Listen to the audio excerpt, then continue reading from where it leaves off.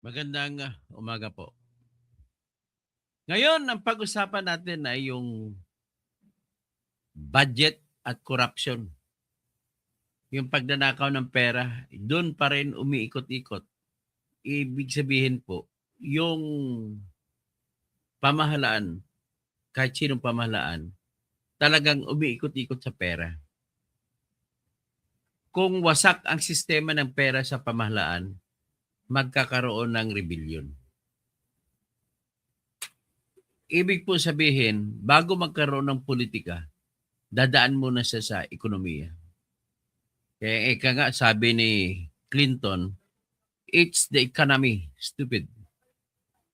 Binanggit ni Clinton yon sa panahon na merong binabanat sa kanya ng impeachment na reklamo sa kanyang skandalo na mayroon tinatawag ng oral office na si Monica Lewinsky ay lumabas ng mga katarantaduhan ni Clinton, yung pagkamanyak niya, na tinutsupa siya ni Monica Lewinsky. So, because of that, oral office ang nangyari, imbis na Oval Office.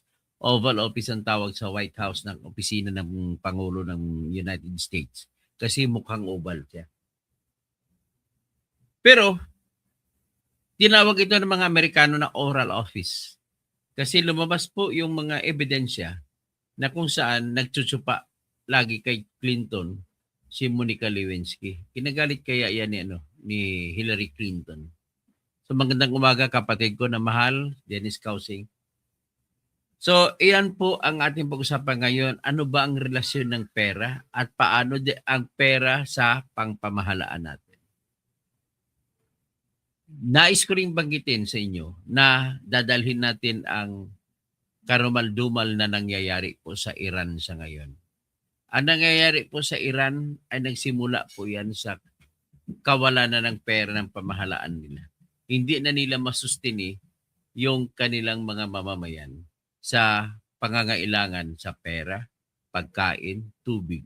Ikangas nila, no water, no money, no authority. Yan po ang nangyayari ngayon sa Iran. Si Galaxy, good morning po sir, watching from Singapore. Good morning.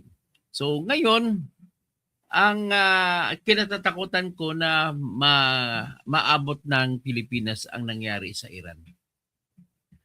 Ang nangyayari po sa Iran sa ngayon ay yung kakampi nilang mga bansa, China, Russia, at iba pa ay hindi na sumasali. Kasi unang-una may kanya-kanyang problema din, pati China. No? Yung China mismo, ang problema ng China ay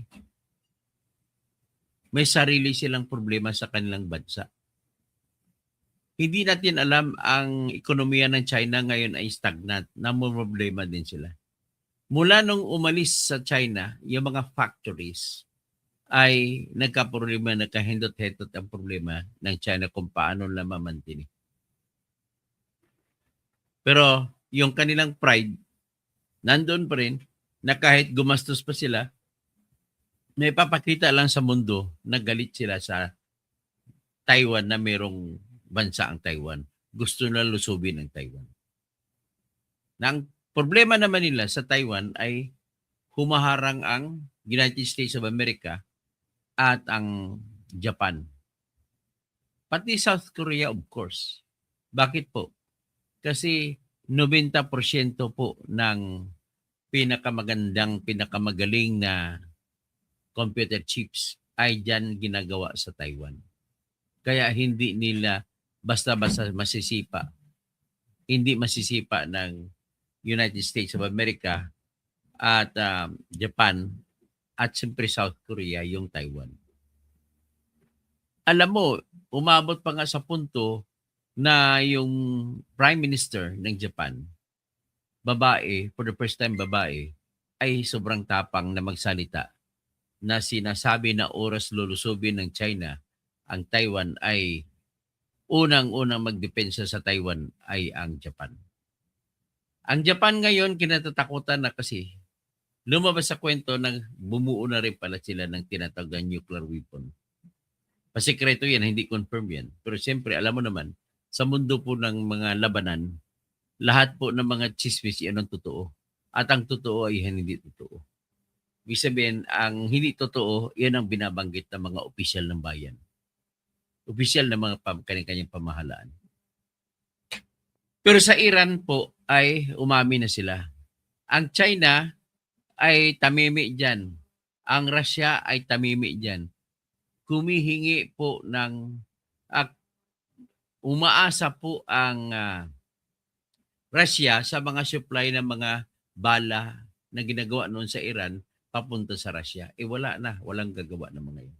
Mga missile. Ngayon, ang problema nila, yung China ay namumroblema na rin, hindi sila makakatulong kasi mismo yung mga tao sa Iran ang kaaway ng Iran government, ng mga Ayatollah government.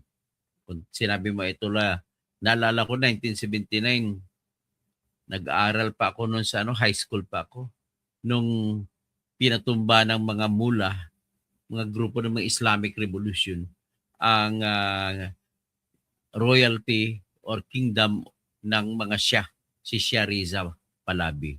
Pinalayas, tinulungan siya ng Amerika na makalayas para hindi masasaktan ng pamilya ni Shah Reza Pahlavi. Sila yung hari. So ngayon, ang anak niyang prinsipe, si Prince Pahlavi, siya ngayon ang, kita mo ng tao, dati, pinapalayas nilang hari. Siguro because of the abuses ng mga tao ng hari. Kaya ang ganun ang nangyari. So sa ngayon, ang mga tao na mismo ang sumisigaw, ipinapabalik ang kingdom, ang mga kaharian. Kaya wala na yung tatay at nanay, yung anak na lang nila, yung prince. Pinapabalik. So ibig sabihin, magtataka ka, dapat populist government. Government must start from the people. The power of the people must define what the government should be. Pero ito sa kanila, gusto nila babalik ang hari at galing sa hari ang lahat ng kapangyarihan. Well, to me, it is the dictates of economy. Sa ngayon po habang nag-uusap tayo na ayaw ko mangyari sa Pilipinas. Sa walang pakundangan ng paggastos sa pera, nauwi sila ngayon sa katotohanan na walang pera ang kanilang gobyerno. Wala sila pang sweldo sa mga tao. Kaya mga pulis nila, hindi nila mautusan na pigilan ang mga nagrarally. Kasi walang sweldo rin sa mga pulis. Wala rin sweldo sa ibang mga opisina nila. Ganun po, ayaw ko umabot tayo sa punto ng ganun. Aabot din tayo Pilipinas sa ganun kung gastos dito, gastos doon. Utang dito, iutang doon. Kung wala na magpapautang, kagaya sa Iran, wala na magpapautang. Dagdagan pa niyan na nalugmok sila sa kahirapan ang Iran sapagkat po ay may tinatawag na economic blockade. Yung economic blockade, hindi babawalan yung mga kakampi ng mga economic blockaders na mag-export sa Taiwan, sa Iran. Ganon din ang Iran, bawalan din ang kanilang produkto, bibilhin dun sa ibang mga bansa. So in other words, ang ekonomiya ng Iran, umikot-ikotan sa kanila.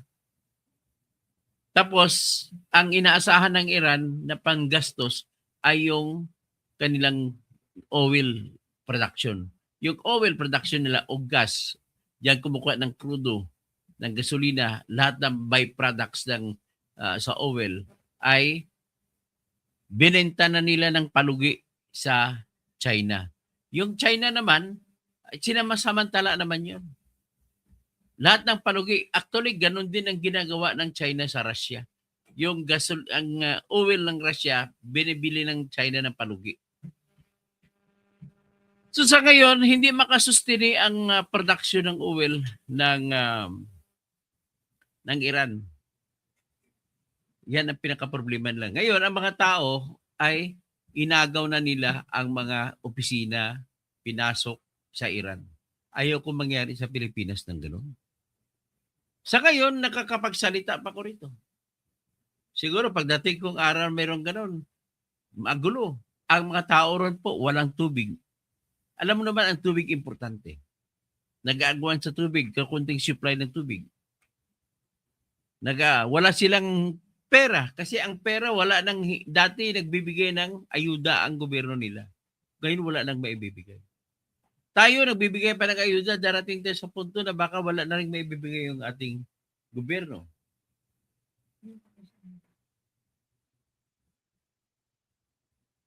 So, because of that, talagang we are on the brink. Pwede ko sabihin we are on the brink.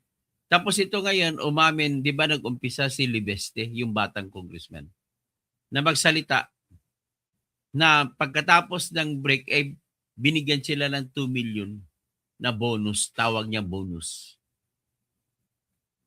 Ayun, ang according to him, kasi first time siya na congressman, bayad yun sa pagpapasa sa 2026 na budget.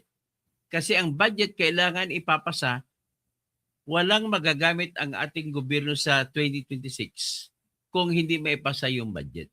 Kasi yan ang pagbabasihan kung saan kukunin ang sweldo ng lahat ng mga kawani ng pamahalaan, saan kukunin ang mga panggastos para sa ating mga pamahalaan. Lahat yan dyan ang gagaling. So kailangan maaprubahan. Ngayon naaprubahan. Nagbigay ng bonus ang Kongreso, leadership ng Kongreso, na sa pangunguna ngayon ni Bujidi. At pagdating sa pera pinag-usapan sa Kongreso, yung hari dyan, yung maliban sa speaker, yung Appropriations Committee chairman or chairwoman na si Micaela Swansing ng Nueva Ecija. So binigay sila ng 2 million. Ngayon, deny, mga makabayan, deny. Lahat sila deny. Hindi totoo yan, hindi totoo yan. Naglabas ng mga cheque si Libeste. Ito, katibayan, ang cheque. Si Libeste naman, kung mayaman siya na congressman, may sariling pera, siya nagbigay ng sariling pera pang bonus sa kanyang empleyado. At patuloy pa rin ang scholarship niya sa buong distrito niya sa first district sa Batangas. Kasi bilyonaryo naman yung batang ito. Kaya sa sarili niyang pundo, kinukuha ang mga scholars niya. Libo-libo. Kaya nga, ang pagpapanalo niya pag tumakbo siya pagka-congressman, overwhelming. Walang magawa yung mga dinastiya ng Buhain saka Ermita. Ginalo niya. First time siya pumasok sa politika. Kasi nanggaling po siya sa pagiging successful na businessman. Anong negosyo niya? Ang negosyo po niya ay yung solar company, Spinec. Solar Power Energy Company. Dahil diyan, nakapagpagawa siya ng power plant na galing sa araw. Siyempre, gumastos siya. Siyempre, may pera din tatay niya, nanay niya. Kumuha siya doon ng pera siguro. At doon, mga kaibigan niya, tinipon niya. At siya po ay nag-quit. Hindi niya tinapos ang kurso niya na political science sa Yale University. Umuwi ng Pilipinas. Kaya napansin mo, kung magsasalita siya ng Tagalog, parang utal-utal pa. Kasi ang pananagalog niya ay overwhelmed ng kanyang salitang pag-English. At siya po yung, kung maalala no, siya po yung model ng Promil Kid. Siya si Promil Kid na special, gifted child. Yung bata pa yan. Anak ni Loren Legarda at saka ni Governor Antonio Libeste. So, nagpinakita niya ang mga ebidensya ng mga perahan dyan sa Kongreso. Marami na tartamimi. Pero andun pa rin yung katigasan ng ulo nila ni Chel Diokno, ni Laila de Lima. Yung mga binabanggit ko yung mga makabayan na inaasahan ko sana na sila ang maglalabas ng katotohanan. Sila pa ngayon nagdi-deny. Mabuti na lang, meron pa isa from the majority group, si Congressman Toby Chanco ng Navotas. Inamin niya, talagang meron. Sabi niya, hindi, mali naman yan si Congressman Libeste. Hindi po yan bonus. Kumbaga, sabi niya, break bonus. Sa tuwing magbe-break ang Congress, lagi merong ganun. Binibigay. Ibig sabihin po, sa ngayon 2 million ang binibigay. Ibig sabihin, ang katotohanan yan, may 2 million na binigay. Para saan yun? Di ba congressman kayo, tagagawa lang kayo ng batas? Hindi kayo dapat gumagastos ng pera. Binibigyan daw. Sabi ni Toby Tiangco, yan naman po, hindi nakadesinyo yan na lahat ng congressman, pag umuwi sa kanilang distrito, ay kailangan nila ng pundo. At to top it all, lahat ng itong binibigay sa kanila at pag-undas, bago mauwi ng undas, binibigyan lahat ng congressman. So, ibig sabihin, kahit hindi ka Kristiyano congressman, kahit Muslim ka, o kahit anong mga religion mo, binibigyan ka pa rin kasi pero pangkalahatan. Karamihan ng mga congressman ay mga Kristiyano. Siyempre, tatanggap din ang mga Muslim na congressman. Diba? Pera to, malaki ito. Uwi din siya sa kanilang probinsya, sa BARM. Oo. Sabi ng mga Maranao congressman, mata na kayo, may akal-dakal sa pera ka kan. Oo. Anto na so, lubakan tano. Maraming pera ko. Oo. Anong gagawin natin?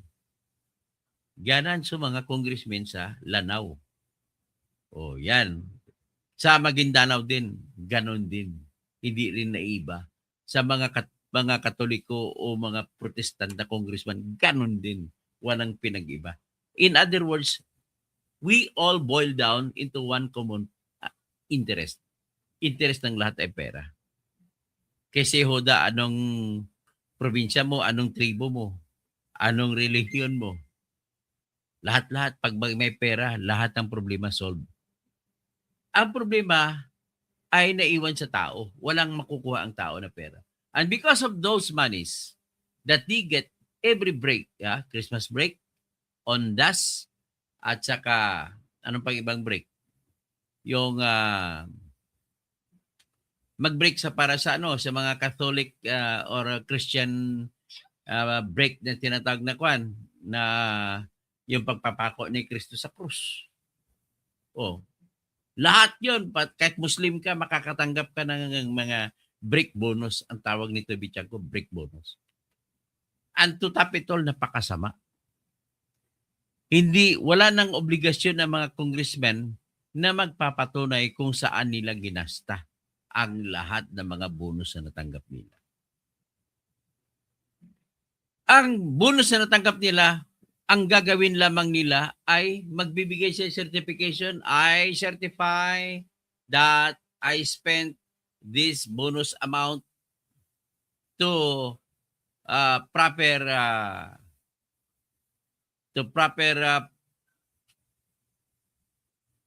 or authorized expenses, proper expenses, unauthorized expenses. Ganun lang kasimple ang statement nila. Hindi na kailangan resibo. Saan mas masama? Yan ba o yung confidential fund ni Sara Duterte na may Piatos ang binigay? At ang culprit o ang guilty dyan ay walang iba kundi si Panfilo Lacson.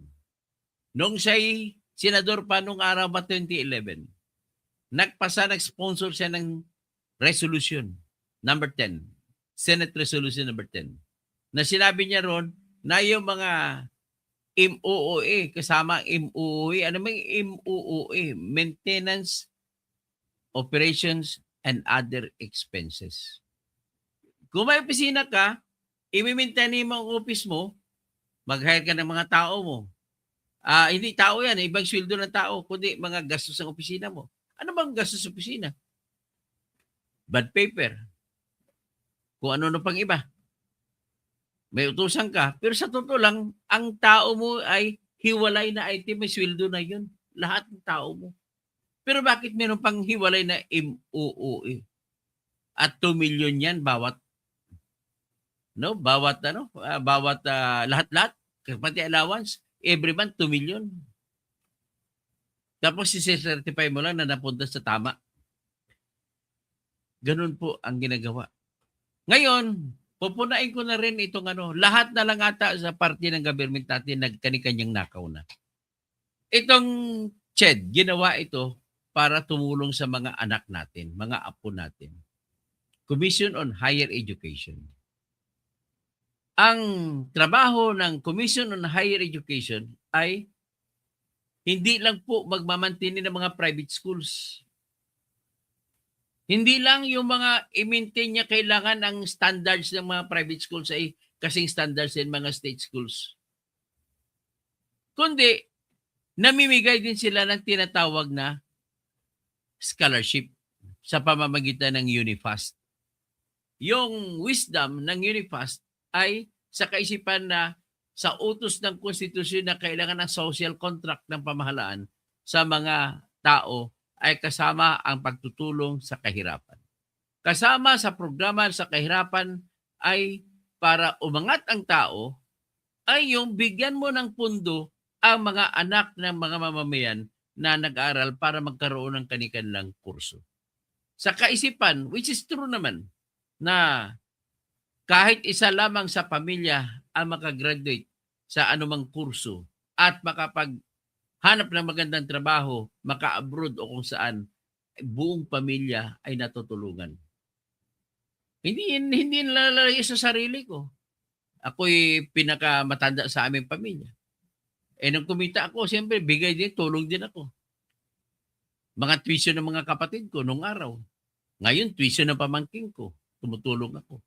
May isa pa rin akong pamangkin na pinag-aaral ko sa Mapua. Mahigit 1 milyon na nagastos ko, engineering. So, ganun po tayong Pilipino kasi.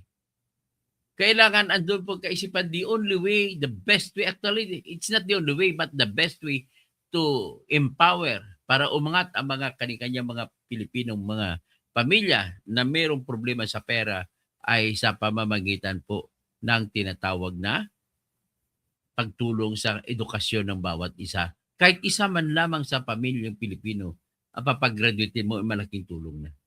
Yun sa kaisipan ng gano'n. Pero ito, naku, napatunayan na ng CUA na pati yung mga pundo para sa Unifast ay binubulsa pa. Anong klase itong, anong pamahalaan meron tayo? So ito, bago ko ipresenta yung video na nagpapatunay na totoo pala ito si Libiste sa sinasabi niya na merong allowance. At inamin ito, the only other congressman na umamin ay si Toby Chanco. Hindi naman natin pwede sabihin na aamin si Kiko Barsaga kasi suspendido, walang natanggap. Hindi naman natin pwede sabihin na aamin si Akop kasi namatay. Kahit buhay yun, hindi naman umamin Kaya ang binabas siya ng mga tao. Saka makakita na matay na yung tao, binabas pa. Kaya sama ng loob ng mga pamilya Akop. Sa totoo lang mga pamilya Akop, kurakot yung inyong patriarch, si Romeo Akop. Sobrang kurap yan. Siya ang nag-absilto niyan kay Ping Lacson. Si IDG siya na happy noon nung nangyari yung Kuratong Baliling. Ay nako. So ito ngayon muna, ipapalabas ko muna yung balita na umamin si Toby Chanco. At saka kay Bantag naman, saan ka makakita? Pumatay na nga. Proteksyonan pa. Yan ang matindi sa bayan natin. Oy, iba pala to. Unahin, mamaya, kay Bantag muna unahin natin. Itong kay Bantag to na una ko na nakakasa. Ito yung balita ng Bumbo Radio. Na ayon sa kay Bumbo Benjo Guzman, ay hindi daw pinoprotektahan ng mga tribong Kalinga si Bantag. Ay lumabas ito, dulot ito na may balita na pinoprotektahan daw ng mga tribo Kalinga. Pero kung ako naman, nagsalita naman ako na may nakarating sa akin na may niluluto sila ni Boying Rimulya na papasukuin nila sa Bantag at gagawing state witness at ituturo si Duterte na siyang nagpapatay kay Percy Lapid. Pero sinabi naman ni Kainso, hindi naman niya daw totoo. At tingnan natin. Ang dating Bucor Chief na si General Bantag, hindi na ako pinoprotektahan ng mga katribo doon po sa may Kalinga. May update po dyan ng Bombo Radio Baguio. Itinanggi ng Kalinga Police Provincial Office ang ulat na nagtatago sa lalawigan ng Kalinga ang dating Bureau of Corrections Chief na si Gerald Bantag. Sa eksklusibong panayam ng Bombo Radio kay Police Captain Ruf Manganip, spokesperson ng Kalinga Provincial Police Office, sinabi niya na hindi miyembro ng Kalinga Tribe si Bantag at wala rin ito sa lalawigan batay sa mga intelligence report na kanilang natanggap.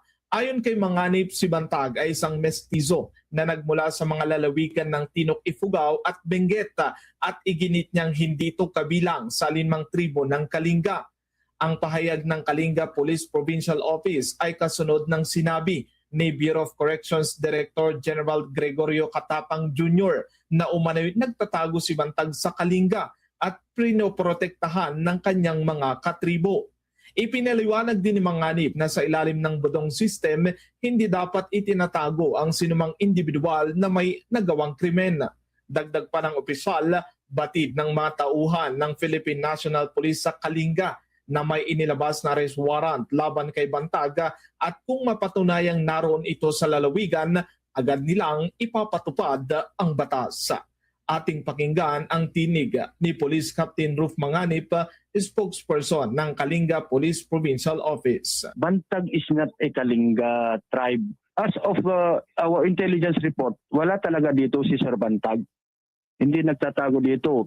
Dahil if nagtatago dito si Sir Bantag, we will have to enforce the law. Sabi criminal na yun. Tawagin mo pa sir Sir, siguro PNPA graduate ito. At senior na si Bantag. Na meron naman siyang warrant of arrest. At alam naman niya yan. So, si Sir Bantag is hindi talaga dito nagtatago. At alam ng PNP namin yan dahil na-report naman sa kanila as per our intelligence. Maipapaalalang nag-alok ang Department of Justice ng 2 million pesos na reward para sa sinumang makapagbibigay ng impormasyong hahantong sa pagkakaresto ng dating Bureau of Corrections Chief na si Bantag. Si Bantag ay pinaghahanap ng mga otoridad kaugnay ng umano'y pagkakasangkot nito sa tinatawag na kill contract kung saan itinuturong middleman na si Cristito Palana Villamor na kilala rin sa alias na John Villamor. Para sa Bombo Network News, Bombo Benjo Guzman, and this is Bombo Radio Philippines, the number one and most... Okay, so yan ang kwento ng Bumbo patungkol kay Bantag. So, dito naman ko naman kayo dadalhin dun sa pag-aamin ni Toby Chanco na talaga mayroon pala bonus kada break ng Kongreso. Ay nako. Kailangan may dadala ito sa Supreme Court. Mababago itong mga ginagawa nila. Ito po yun. Pakinggan natin. Christmas bonus daw ng mga congressman na siniwalat ni Congressman Leandro Lebiste. 2 million pesos daw ang binigay sa mga congressman ayon kay Lebiste. Pero ito po, ayon kay Nabotas Congressman Toby Chanco, hindi pala yan bagong kalakaran. Katunayan, dati na raw kalakaran sa Kongreso na bigyan ng parang bonus sa mga congressmen tuwing sila po ay magbe-break or magre-recess. Ayon kay Chanco, inabutan niya yan mula pa nung una siyang naging congressman noong taong 2010. Sa panahon ni Pangulong Aquino, Pangulong Duterte at Pangulong Marcos, parating meron silang kung tawagin niya ay break bonus. Ibig sabihin si Toby Chanco okay lang sa kanya. Nakikita ko na nafe-feel niya na mali pero wala siyang action ginawa kasi nakatanggap naman siya. Isa kasi nakabenepisyo sa mga ganon kaya okay lang sa kanya kahit na ganon meron. O pakinggan natin. Kung meron din sa mga nakaraang administrasyon, hindi alam ni Tiangco. Tuwing kailan yung mga break bonuses at mga break na yan, ang Kongreso ay karaniwang nagbe-break bago mag-undas, bago mag-Pasko, at bago mag-Holy Week. So 3 times a year. Holy Week pala. Kung nag-break ang Kongreso para sa undas noong October 3, 1.5 billion daw ang binigay ng Kongreso sa bawat mambabatas. Pero tiyempo naman yan sa kasagsagan ng botohan para sa 2026 General Appropriations Bill na ginawa rin noong Oktubre. Ang sunod na bonus ay dapat itong magpapasko na ayon naman kay Chanco ay hindi raw niya natanggap. Pero ito raw marahil ang dahilan kung bakit ito tinawag na Christmas bonus ni Lebiste dahil binibigay nga yan bago mag-Christmas break yung mga congressman. Magkano? Naglalaro rin daw yan sa mga 1.5 billion pesos more or less. Tinanong namin si Congressman Chanco kung para saan itong break bonus ng mga congressman. Ayon sa kanya, ito raw ang paliwanag sa kanya nung bago pa siyang congressman nung taong 2010. pag nag Oh, hindi pala yan Christmas bonus, Congressman Libeste. Break bonus pala yan. recess daw kasi ang Kongreso, inaasang babalik distrito ang Biro mo, ayon kay Tiangco, 3 beses. So 32 million to 6 million yan. Bonus-bonus lang. Grabe yung mga 13th month pay lang nakukuha ng mga ordinaryong manggagawa sa pamahalaan man o sa pribadong kumpanya. mga congressman. Ang pera raw, panggastos sa mga congressman sa kanilang mga distrito. Authorized ba yan? Hindi naman nakalista yan kung saan nyo gagastusin. Dapat lahat nakalista. At inaprobahan ng presidente yan. Inaprobahan ninyo. Matindi ito. Basta't merong voucher na pinapapirmahan sa mga congressman, sabay abot po ng tseke.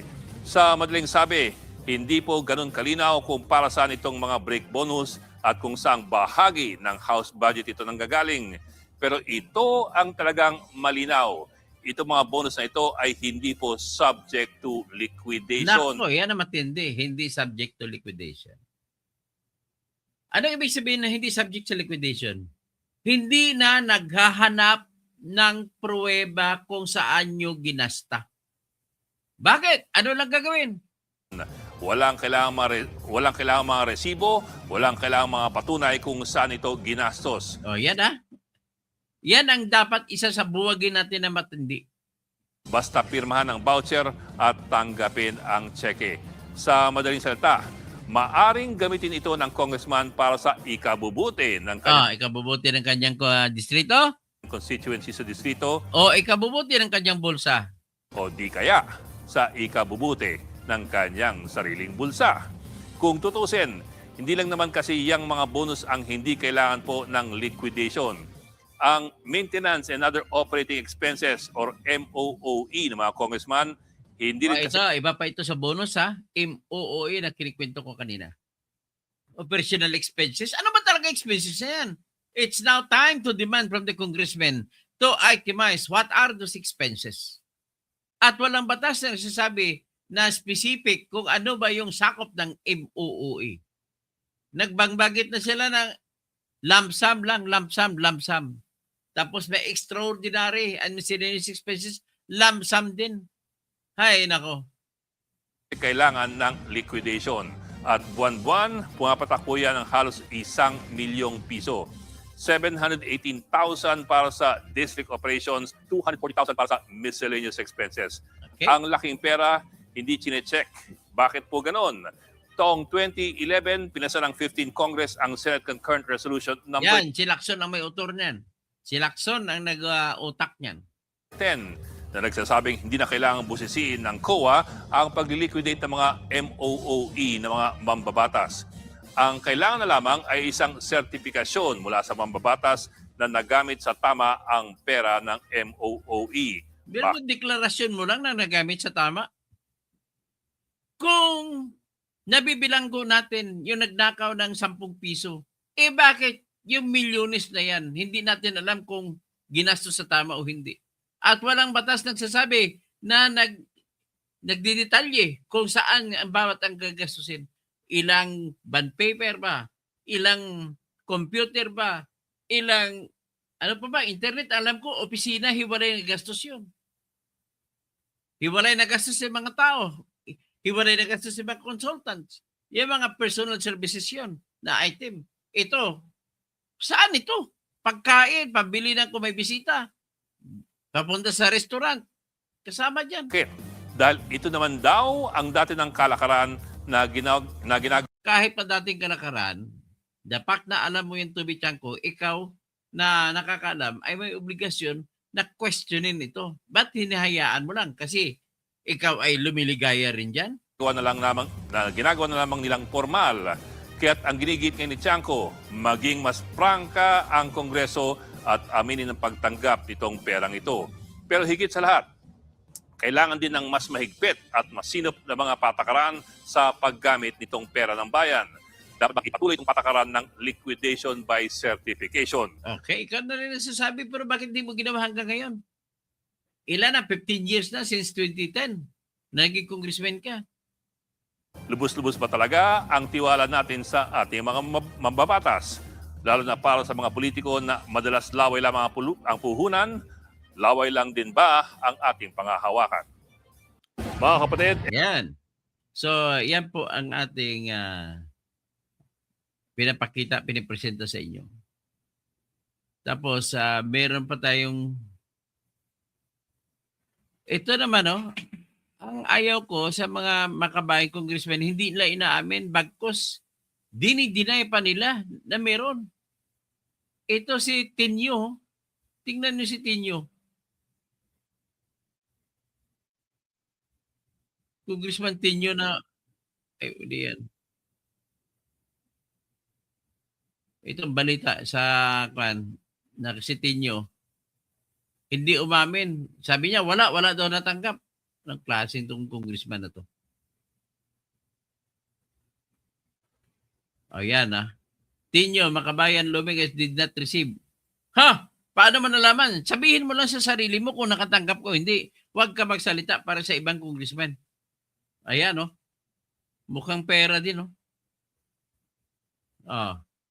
Teachers pa naman kayo. Dapat nagtuturo kayo ng kagandahang asal. Sabi niya, Makabayan Black Lumigues did not receive 2 million Christmas bonus checks for funding for Christmas activities. Ayan, sinabi niya. We did not receive any. Ay, naku, hindi nakakapanipaniwala. Sabi niya, according to Tinyo, it fails to provide funding for agrarian reform. Kinukontra niya yung budget kasi wala ng pag-agrarian reform. At national industrialization. Wala rin yung pang-industriya. Ano bang industriya? Yung maggagawa ka ng mga factories. So, pareha naman kami kaisipan. Yan na gusto ko mangyari na dapat pangunahan ng gobyerno magtatayo ng mga industriya para may trabaho mga tao. So, edukasyon na nga. Meron ng mga CHED Meron na nga kinakatkong lang ginananakaw pa. Sa panahon ng 2025, ang 30 billion para sa CHED ay kinuha pa. So yan pala ang rason kung bakit hindi makatutudong mga UNIFAST. Housing and other social services while allocating funds to various pork programs including presidential government pork. He also noted that the bicameral conference expanded the local government support fund. Ay, yan ang problema na napakasyadong malawak po yung usapin patungkol po sa mga pundo-pundo. Kaya pinipresenta ko ito ng detalye por detalye para maintindihan ninyo. So ngayon, sa detalye ngayon, ang pinipresenta ko sa inyo na kabastusan sa ating paggasta ng pera ay yung tinatawag na bonuses. Break bonus. So bonus sa Holy Week. Pag mag-Holy Week, meron sila. Minimum of 1.5 million. Pag Christmas break, meron sila. Kapag pag-undas break, meron din sila. Yan. Yan tatlong yan. Hindi pa natin binibilang yung tinatawag na Congress in session is already adjourned. Meron din yan. Maliban pa dyan sa buwan-buwanan nila na almost 1 million each na MOOE na hindi man lang nakadetalye kung ano ang laman ng bawat gastusin din sa MOOE na yan. Nako. Tapos yung isa, kanina, sinabi ko si Bantag, ay, wala, where na yun, Bantag? Saan ka? Sige, pampabuti ng bulsa, sabi ni Kabsat Romel Bingson, Berge Piquero, pambayad ng impeachment ni BP. Yun, sa sunod natin, titirahin ng impeachment ni BP. Mamaya siguro mga after 30 minutes. Romel Bingson, matagal na palang alam ni Tiangco. Matagal niyang alam na nahimik. Rolando Guerrero, kaninong namatay si Lapid? Sa Marcos admin po, pinatay si Lapid October 3, 2022. Kaya, malamang po, si Percy Lapid ay ang nagpabaril dyan. Hindi naman pwede si Duterte kasi wala na sa kapangyarihan si Duterte. Hindi niya kayang utusan ng mga preso sa loob ng bilangguan. Hindi niya kayang utusan si Bantag. Ang boss ni Bantag, si BBM. So, sino ang pwede? Yung boss ni Bantag. Sino bang boss ni Bantag? Si BBM at saka yung Department of Justice Secretary na si Boying Rimulya. Sabi ni Joaquin, daming pera ang Pinas. kung di lang nakawin. Ngayon, di pa natin alam. Oh, yan Siguro, ang mga kawatan, maligayang araw na talaga nila. So, Joaquin Sunis, our country will experience financial crisis na. Naku, ayaw ko mangyari yan. Nakasarili ng mga halimaw at salot na gobyerno. Oh, Rolando Guerrero, hindi na mahuli si Buying, kukunin na ni Akop. Robert Bingson, mali na mentality na education only to succeed in life. Well, it's your opinion. I respect that. Pero sa Pilipinas, kung nandito ka lang sa Pilipinas, Charlie, tanungin mo mga bata, di ba? Bata pa, ano gusto mo maging pag lumaki ka? Gusto ko maging piloto. Nang lumaki na, wala naman pang-aral. So, pangarap na lang ang piloto. Marinita, kapatid, happy birthday po. Don't worry, bibigyan kita kahit papano ng pang-birthday mo. Julia Paz, good evening po, Dr. Attorney Engineer Toto Kasing, watching from Canada. Salamat po. Good morning, sabi na, Ning, my heart bleeds for your, kailangan magkaroon ka ng kahit ng konting pansit man lang. Hampi, hello from Hamburg, Germany. Wow. Okay, Rudy Rabi, talagang talamak na ang corruption sa gobyerno. Akalain mo na wala nang ang pera, ganon pa rin kayo mga abilidad ng mga congressmen. Grabe talaga kayo. You will never relent from your desire to get money kasi ang katwiran ninyo, ang laki mong ginastos mo sa eleksyon. Bakit? Bawalan na natin ang gastos sa eleksyon. Mabuto na lang kayo na walang bigay ng pera. Never bend the law, Ana Marie. Sabi ni Ana Marie, tell that to Buying, an i-reach Sylvester Tulfo. Cute me, nako, bato, sumuko ka na. Kung ano na lang ang mga pinagsasabi. Itong kwenta, walang kwentang taong ito. Kung sino ka man, you have sinned against your race. Lumalabas po kung nalabas mong apelido mo dyan, pwede ko sabihin mga buboy ang apelido mong ganun. Pastor Rodi Rabi,